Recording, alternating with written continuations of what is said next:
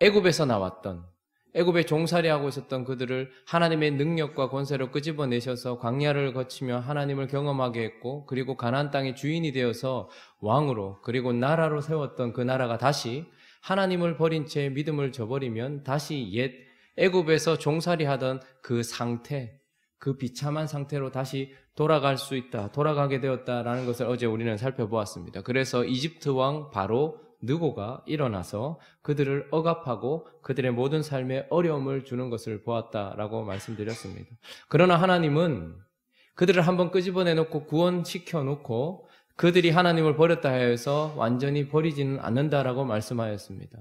노예의 상태, 종의 괴로움은 있을지 모르겠지만 다시 종의 신분을 가지거나 다시 종의 신분으로 돌아가게 하지는 않는다라고 말씀드렸습니다. 그래서 이집트가 아니라 하나님은 그보다 더 무서운 바벨론 왕 느부갓네살을 세우셔서 이제 그들을 다시 세우시는 여호야김, 여호와께서 다시 세우신다라는 뜻이죠. 그렇게 하나님께서 작업하시고 오늘 본문은 드디어 그 징계의 시작을 우리에게 보여주고 있습니다. 자녀들을 키우실 때에 저만 그런 것이 아니라 아마 여러분들도 그러하셨을 텐데, 저는 지금 2명의 아이를 꺾었던 일이 있습니다. 아직 예하는 저에게 버틴 적이 없었기 때문에 그냥 아직까지는 없었지만, 제일 기억에 남는 건 첫째 아들 주하가 말을 하기 시작하고 걷기 시작할 때쯤에 제가 계속해서 이 아이에게 경고했던 것은 뭘 하면 안 된다라고 몇 번이나 얘기했는데도 불구하고 그 아이가 계속해서 말을 어기고 자기 자신을 고집하고 자기 마음대로 했을 때에 그날 어디 멀리 가기로 약속되었던 날이었던 것 같아요. 좋은데 놀러 가는 날이었던 것 같은데 누가 이렇게 뭘 선물해 주셔서 그랬던지 제주도로 가는 날이었던 것 같아요. 처음으로 이제 저희는 신혼여행을 가지 않았었는데 신혼여행처럼 가는 좋은 날이었습니다. 그런데 그날 그 아이가 너무 말을 듣지 않았던 그것이 극에 달했고 버티는 거예요. 그래서 제가 어떻게 했겠습니까? 먼저 엄마의 품에서 그 아이를, 그러니까 늘 엄마 주변에서 그리고 우리가 함께 놀았던 그 장소에서 그 아이를 먼저 제가 딱 분리를 시켰습니다. 딱 데리고 들어가서 침대에 있는 방으로 제가 딱 데리고 갔어요. 그러니까 이 아이가 처음에는 주변을 살피더니 제 얼굴을 보고서는 방에서 나가려고 문을 계속 붙드는 거예요. 그래서 제가 이 아이를 딱 잡고 힘을 줬습니다. 그랬더니 막 버티면서 막 뒤로 막 넘어가는 거예요. 울면서 엄마를 그렇게 외치더라고요. 한마디도 하지 않고 딱 잡고 그 아이를 잡고 있었는데 그 아이가 엄마 찾을 때마다 안 돼, 아빠 봐 라고 그 아이의 마음을 꺾는데 30분 이상이 걸렸습니다. 그렇게 울며 불며 저희 징계를 받지 않으려고 버티던 그 아이가 포기하고서 드디어 제 눈을 보게 되었을 때 제가 이야기했습니다. 아빠가 몇 번 이렇게 얘기했지, 그리고 이렇게 했지. 그 아이가 두려웠던 것은 제 얼굴입니다. 왜냐하면 제가 그렇게 화난 얼굴로 자기에게는 그렇게 긴 시간, 30분 넘는 시간을 그렇게 화난 아빠의 얼굴을 계속해서 한마디도 하지 않는 아빠의 얼굴을 계속해서 바라보고 있다는 것이 쉬운 게 아니었을 것입니다. 그렇게 처음에는 벗어날 수 있을 거라 생각해서 엄마를 간곡하게 불렀는데 사실 엄마는 문 앞에서 계속 울고 있었어요. 끝까지 버티던 그 아이를 꺾고 난 이후에 제가 이야기했습니다. 내가 이렇게 이야기했었잖아. 근데 김주환 너는 안 지켰어. 그래서 아빠가 어떻게 했지? 때린다고 말했지? 제가 그때 10대를 말했던가요? 그래서 그 아이의 마음을 꺾고 난 이후에 그 아이에게 10대를 때렸던 것 같습니다. 그리고 난 이후에 다시 확인했습니다. 그럴 거야, 안 그럴 거야? 안 그러겠다고 하더라고. 진짜야? 예라고 얘기하더라고. 그러고 나서 문을 열어줬는데 문 앞에 이제 엄마가 있었고 그 아이가 뛰어가서 엄마 품에 안겨서 안식을 누리게 되었죠. 여러분, 징계라는 것에는 이런 요소들이 다 포함이 되어 있는 것 같습니다. 하나님께서 오늘 남유다를 징계하실 때 어떻게 하십니까? 오늘 특별히 보니까 철저하게 그 징계 속에 무엇이 드러나는가 하면 하나님 아버지의 어미하심이 드러나고 있습니다. 그들은 수백 년 동안 하나님을 업수히 여기며 자신들이 하고 싶은 대로 버티며 그렇게 살아왔지만 오늘 결국 이 남유다가 멸망하는 이 시점에서 그들이 보게 되는 것은 하나님 아버지의 어미하심입니다. 14절부터 16절까지 한번 읽어볼까요? 자, 14절부터 16절 시작. 그가 또 예루살렘의 모든 백성과 모든 지도자와 모든 용사 10,000명과 모든 장인과 대장장이를 사로잡아가매 비천한 자 외에는 그 땅에 남은 자가 없었더라. 그가 여호야긴을 바벨론으로 사로잡아가고 어머니와 왕의 아내들과 내시들과 나라의 권세에 있는 자도 예루살렘에서 바벨론으로 사로잡아가고 또 용사 7,000명과 장인과 대장장이 1,000명 곧 용감하여 싸움을 할 만한 모든 자들을 바벨론 왕이 바벨론으로 사로잡아가고 14절부터 16절까지 이 짧은 세 구절 안에 모든이라는 단어가 몇 번이나 나오는지 한번 보십시오.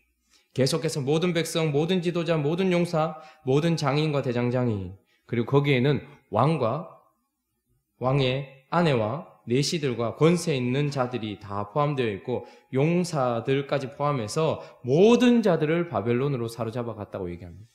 하나님이 어떻게 하시는 것입니까? 마치 하나님의 임재가 있고 그들의 편안함이 있었던 곳에서 제가 그 아이를 징계하기 위한 장소로 끌어갔던 것처럼 그곳에서 마음을 낮추기 위해 끌어갔던 것처럼 하나님은 모든 사람, 비천한 자를 제외한 모든 사람들을 어디로요? 징계의 장소로 끌고 가신다라는 것을 우리에게 보여주고 있습니다. 뿐만 아니라 4절에 보면 25장 4절에 보면 그 성벽이 파괴되었다 이렇게 얘기합니다. 하나님께서 바벨론으로 데리고 가셔서 저는 그 아이를 마음을 꺾는데 30분을 넘게 걸렸고 때리고 그 이후에 다시 그 아이에게 재차 확인하는 데까지 거의 1시간 가까이가 걸렸습니다. 그런데 오늘 이 이스라엘 백성들, 특별히 남유다는 70년이라는 시간 동안 하나님께서 그 사람들의 마음을 낮추시고 꺾는 일이 있고 난 이후에 그들만 데리고 가신 것이 아니라 4절에 보니까 성벽이 파괴되었다 이렇게 얘기합니다. 성벽이 파괴되었다라는 것은 그들의 보호막이 사라졌다라는 것이고 그들의 성 전체가 회파되었다는 것이고 그 성 안에 있었던 성전까지도 깨어졌다는 거예요. 그 땅이 더럽혀졌기 때문에 그랬을 것입니다. 아담이 처음 죄를 지었을 때 아담의 더러운 죄 때문에 땅이 저주를 받습니다. 우리가 하나님 앞에 바르게 서지 않으면 우리 주변의 모든 영역들이 다 저주를 받게 되어 있습니다. 더럽고 추악한 것들로 가득 차게 되어 있습니다. 그런데 하나님은 나 하나 고치고 마는 것이 아니라 내가 있었던 모든 영역들까지 다 훼손하고 회파하시면서 어떻게 하시는 것입니까? 모든 것들을 정결하게 하시려고 하는 하나님의 어미하심이 있습니다. 죄는 참으로 무서운 것입니다. 오늘 이 남유다가 멸망하는 모습을 보면서 하나님이 아저씨가 아니고 삼촌이 아니기 때문에 그냥 내버려 두지 않는다라는 것을 보게 됩니다. 우리는 이제 하나님을 영원한 형벌을 주는 심판자로 얼굴을 대하지는 않을 것입니다. 심판의 날에 예수님께서 예언하셨던 말씀 중에는 많은 사람들이 내게서 그 작은 사나 큰 사나 나를 덮으라라고 얘기해요. 저 얼굴로부터 저 심판주, 저 형벌을 주시는 심판주로부터 나의 얼굴을 가려달라고 얘기합니다. 우리는 수많은 고통을 당하겠지만 가장 무서운 것은 그 심판주의 얼굴일 것입니다. 그러나 구원받은 우리는 그분의 심판주로서 형벌을 내리는 얼굴을 바라보지는 않을 것입니다. 그러나 우리가 죄에서 떠나지 아니하고 하나님을 계속해서 거역하고 반역하면 우리는 어미하신 아버지의 얼굴을 마주해야 될 것입니다. 그리고 그 어미하심은 철저하게 모든 것들을 다 회파하고 깨트리시는 하나님이다라는 것을 보게 됩니다. 어떤 인생이 깨어지는 것을 보게 될 것입니다. 그런데 그 인생 가운데 그 깨어지는 것은 하나님 아버지의 어미하심 때문입니다. 믿음 생활을 하다가 하나님을 떠난 자들, 하나님은 여러 케이스로 그 사람들을 바꾸시고 고치시지만 오늘 이 남유다를 통해서 보여지는 것은 하나님이 얼마나 어미하심으로써 전체 모두 정확하게 전부를 하나님께서 고치시려고 무너뜨리는가 하는 것입니다. 가끔씩 주변에 재건축을 하기 위해서 무너뜨린 곳을 보게 됩니다.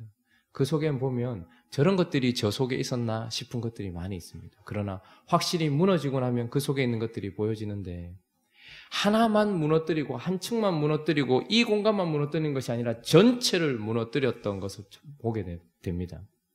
하나님께서 하나님의 징계가 시작되는 시점에 우리에게 말씀하시는 것은 우리가 만약 끝까지 오늘 이 시드기야처럼 결국 남유다의 모든 왕들처럼 하나님께로 돌아오지 않는다면 우리 또한 하나님의 어미하심을 보게 될 것이다 라는 것을 우리에게 말씀하십니다. 뿐만 아니라 이 하나님의 시작된 징계 속에서 우리가 보게 되는 더 큰 것은 바로 하나님의 공의를 보게 될 것이다 라는 것입니다. 오늘 이 시드기야라는 사람은 바벨론 왕에 의하여서 세워졌습니다. 그런데 20절 한번 보시겠습니까? 자, 20절 한번 읽어볼까요? 24장 20절 시작.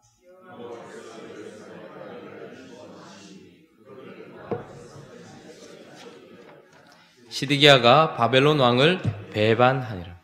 시드기야는 바벨론 왕에 의해 세워졌는데, 그런데 사실 이 바벨론 왕을 통하여서 시드기야를 세우신 분은 하나님이십니다. 그래서 하나님이 끊임없이 이 눈물의 선지자 예레미야를 통하여서 그에게 하셨던 말씀이 있습니다. 우리 한번 말씀 찾아볼까요? 예레미야 27장 한번 가보겠습니다. 예레미야 27장.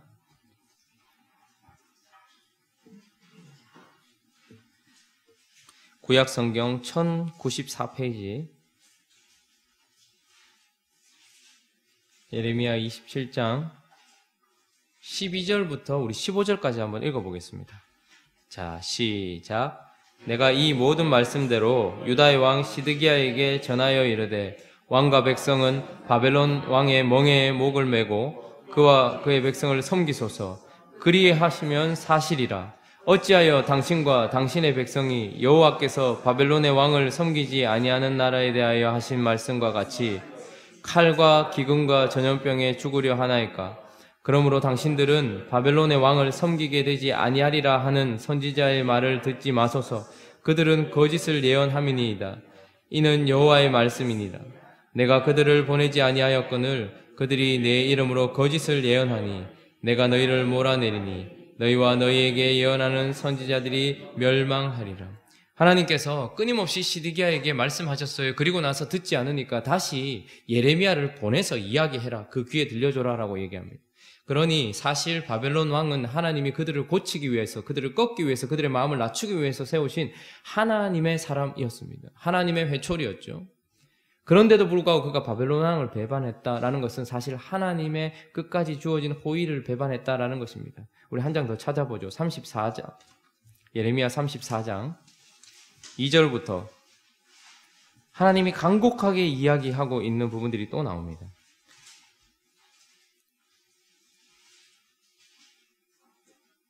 예레미야 34장 2절부터 5절까지 한번 읽어보겠습니다. 시작. 이스라엘의 하나님 여호와께서 이와 같이 말씀하시니라. 너는 가서 유다의 시드기야 왕에게 아뢰어 이르기를 여호와의 말씀에 보라 내가 이 성을 바벨론 왕의 손에 넘기리니 그가 이 성을 불사를 것이라. 네가 그의 손에서 벗어나지 못하고 반드시 사로잡혀 그의 손에 넘겨져서 내 눈은 바벨론 왕의 눈을 볼 것이며 그의 입은 내 입을 마주대하여 말할 것이요 너는 바벨론으로 가리라. 그러나 유다의 시드기야 왕이여 여호와의 말씀을 들으라. 여호와께서 내게 대하여 이와 같이 말씀하시니라. 네가 칼에 죽지 아니하고 평안히 죽을 것이며 사람이 너보다 먼저 있은 내 조상들 곧 선왕들에게 분향하던 것 같이 내게 분향하며 너를 위하여 애통하기를 슬프다 주여 하리니 이는 내가 말하였음이라. 여호와의 말씀이니라. 지금 무슨 말을 하고 있는 겁니까?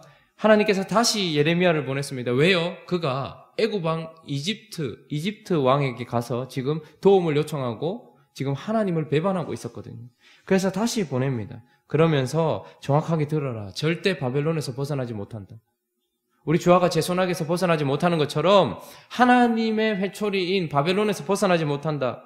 그러므로 그에게 복종해라 라고 얘기합니다. 받아들여라 라고 얘기합니다. 그렇게 하면 네가 칼에 죽지 않을 것이다. 평안히 죽을 것이다.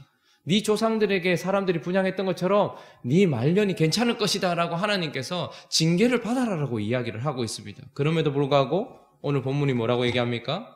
시드기야가 바벨론 왕을 배반했다 이렇게 얘기합니다. 이 말은 곧 하나님을 저버렸다라고 얘기하고 있습니다. 그래서 결론적으로 그는 다시 이집트 왕에게 도움을 요청하고 하나님을 버려버렸어요.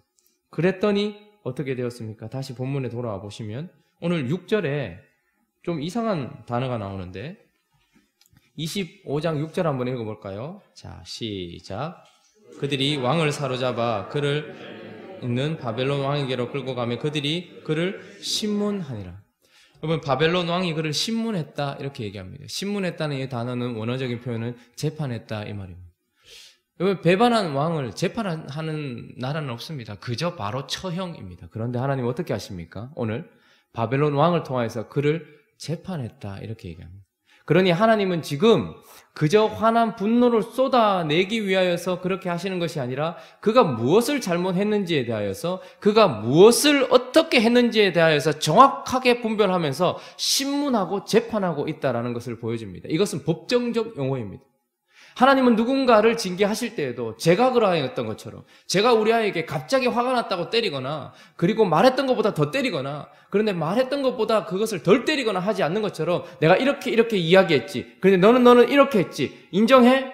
그렇다면 이렇게 하기로 한 대로 너는 이렇게 처벌을 받을 거야 라고 지금 하나님은 어떻게 하고 계시는 겁니까? 그에게 네가 배반했지. 내가 너에게 이렇게 말했지. 그리고 네가 만약에 내 말을 들으면 이럴 것이라고 했는데 네가 내 말을 듣지 않으면 또 이럴 것이라고 내가 얘기했던 대로 너는 지금 이제 재판을 받고 신문을 받고 난 이후에 처벌받을 거야 라고 이야기를 하고 있는 것입니다. 우리가 하나님을 거역하고 끝까지 하나님께 버티면 우리는 어미하신 하나님 얼굴을 보게 될 것이며 그 앞에서 우리가 무엇을 잘못했는지에 대하여 재판받게 될 것입니다. 그리고 난 이후에 어떻게 됩니까? 하나님은 그에게 우리 앞에 있는 13절에 보면 이렇게 얘기합니다. 하나님의 말씀대로 되었다라고 얘기합니다. 하나님의 말씀대로. 그러니까 그분은 기분대로 혹은 자기의 감정대로 그 당시 그 순간 그렇게 하는 것이 아니라 13절도 한번 보시겠습니까? 24장 13절. 일어난 모든 일들이 무엇대로 되었는가를 보여주고 있는데 24장 13절 시작. 그가 여호와의 성전의 모든 보물과 왕궁 보물을 집어내고 또 이스라엘의 왕 솔로몬이 만든 것 곧 여호와 성전의 금그릇을 다 파괴하였으니 여호와의 말씀과 같이 되었더라. 하나님께서 그에게 재판하시고 그리고 하나님께서 말씀하신 대로 모든 것들을 그에게 쏟아부으신다라는 것을 보게 됩니다. 그래서 오늘 우리는 이 유다의 마지막 왕 시드기야의 하나님의 말씀대로 선포된 그 집행 속에서 아주 절망적인 구절을 보게 되는 것입니다. 사람이 살면서 가장 큰 벌이 아닐까라는 생각이 듭니다. 7절에 보니까 시드기야의 아들들을 그의 눈앞에서 죽였습니다. 다윗의 후손이요 그리고 자기의 미래입니다. 그런데 그 아들들은 눈앞에서 죽였고 그리고 그의 눈을 어떻게 했다고 얘기합니까? 뽑았다라고 이야기하고 있습니다. 여러분 마지막에 뭘 보고 싶으십니까? 우리가 시력이 남아있는 동안 우리가 무엇인가를 볼 수 있는 동안 마지막 무엇을 보고 내 인생을 마무리하면 좋겠습니까? 하나님이 시드기야에게 네가 애굽을 의지하지 말아라. 그리고 거짓 선지자들의 말을 듣지 말아라. 네가 바벨론 왕의 멍에를 매면 너는 회복될 것이고 유다의 회복을 보게 될 것이고 하나님께서 새롭게 세우시는 것을 보게 될 것이라고 그렇게 간곡하게 이야기했음에도 불구하고 그가 끝까지 하나님의 말씀을 저버렸을 때에 그는 절망을 보았고 그리고 하나님께서 세우시는 것을 보지 못하는 눈을 빼버리는 이런 일들이 일어나게 되는 것입니다. 그러나 우리는 이 속에서 하나님의 어떤 두려움 혹은 하나님의 어떠한 이런 것들을 보는 것이 아니라 사실은 하나님의 공의를 보게 되는 것입니다. 하나님의 잔인함을 보는 것이 아닙니다. 우리는 시드기야에게 행해진 이 하나님의 벌을 보면서 하나님의 잔인함을 보지 않고 우리는 그 무엇을 보고 있는 것입니까? 하나님의 공의를 보고 있는 것입니다. 그래서 사실 시드기야라는 사람의 이름 뜻이 무엇입니까? 결국 하나님의 공의입니다. 그는 마따디아라는 이름을 가지고 있었습니다. 하나님의 선물이었습니다. 그런데 그의 이름을 하나님이 어떻게 바꾸신 겁니까? 바벨론 왕을 통하여서 하나님의 공의라고 바꾸신 것입니다. 그런데 오늘 그는 마지막 그의 인생, 자기 눈앞에서 자기의 소망이 되고 미래가 되는 자식들이 죽는 것과 그리고 더 이상 다른 것을 보지 못하고 그것이 그가 본 마지막이 되게 하는 이 모든 것들은 하나님의 잔인함이 아니라 하나님의 공의다라는 것을 보여주고 남유다 전체에 쏟아부어지고 있는 이 모든 것들은 다 하나님의 공의다. 그분은 그냥 감정대로 하시는 분이 아니라 재판하시고 그렇게 하시는 하나님의 공의다라는 것을 보여주는 인생이 되었습니다. 오늘 말씀을 정리하겠습니다. 남유다에게 일어난 일은 우리에게도 일어날 수 있습니다. 제가 지금 겁을 주려고 얘기하는 것이 아니라 죄는 그만큼 무서운 것입니다. 하나님의 뜻은 무엇입니까? 하나님의 뜻은 우리의 행복이 아닙니다. 하나님의 뜻은 우리의 거룩입니다. 내가 거룩하니 너희도 거룩하라. 하나님의 뜻은 이것이니 너희의 거룩이니라. 우리가 하나님을 버린 채 그냥 행복하기를 바라는 것이 아니라 우리가 깨어지고 부서진다 할지라도 우리가 어미하신 하나님의 얼굴을 대하고 그 얼굴에서부터 그 입에서부터 나오는 재판을 받고 우리가 공의를 보게 된다 할지라도 하나님은 우리에게 거룩을 요구하시는 분이다라는 것입니다. 그러므로 잠잠하다 해서 내가 죄를 짓고 있는데도 아무 일도 일어나지 않는 것 같다고 해서 방종하지 마십시오.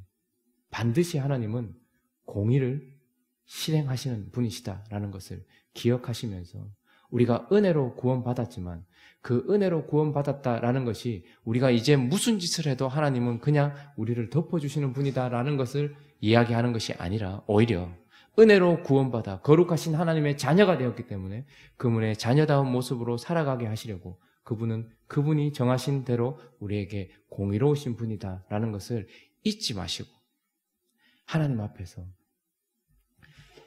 맞아본 사람으로서 맞아서 돌아온 사람으로서 분명히 말씀드리는데 죄는 아주 무서운 것입니다. 하나님의 어미하신 얼굴을 마주했고 그분의 큰 징계를 받고 돌아온 자로서 하나님은 여전히 저에게 너무나 사랑스러운 분이시지만 그러나 그분이 얼굴을 굳게 하시고 저를 바라보시면 저는 언제나 다시 돌아갈 마음이 있을 만큼 하나님은 공의의 하나님이다라는 것을 여러분들도 알고 계실 것입니다. 그것을 잊지 않고 오늘도 거룩한 삶 살아가는 우리 모두가 되기를 예수 그리스도의 이름으로 축원합니다.